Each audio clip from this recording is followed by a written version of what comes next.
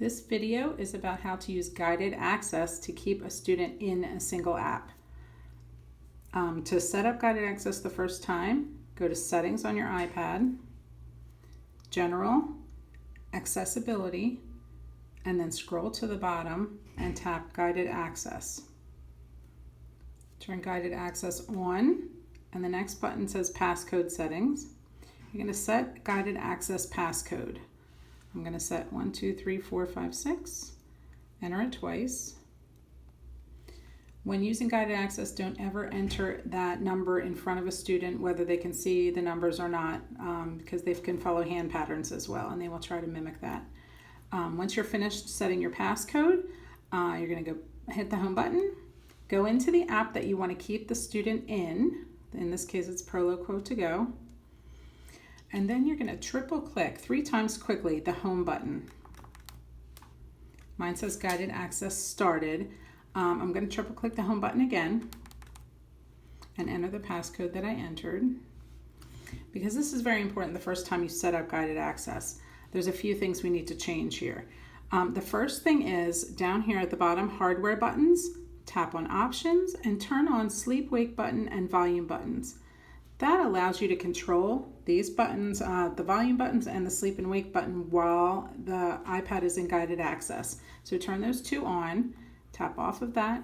And then the other thing we want to do is disable some of the areas on the screen. And here in little print, it says circle areas of the screen you would like to disable.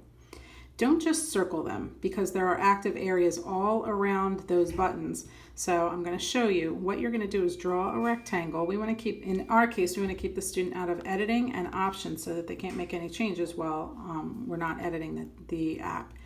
So we're going to draw a rectangle around these 2 areas. These 2 buttons. I'm going to draw a rectangle. Not a very good one. It still has some open areas, so I'm going to hit that X and try again until I get it right. Or close enough. Yeah, that's a pretty good rectangle. You want it to cover completely editing and settings or options because these areas right around here are active as well. So even if you just cover the pencil, these areas might still be active and the student can get into editing anyway. So you want to make sure to stretch that out as far as you can without obscuring any or occluding any of the buttons here. And then there's another area in Proloquo to go right here that does turn into an arrow where kids can make changes. So you want to block that area out as well. Once you've done that this first time, this is the first setup. I'm going to choose resume or start guided access. And now these areas are grayed out. The student can then say what they want to say without getting into these areas. Okay. Then when you want to go in and customize the app, you need to come out of guided access. So you will triple click that home button, enter the passcode, it'll shrink down, and then you choose end guided access.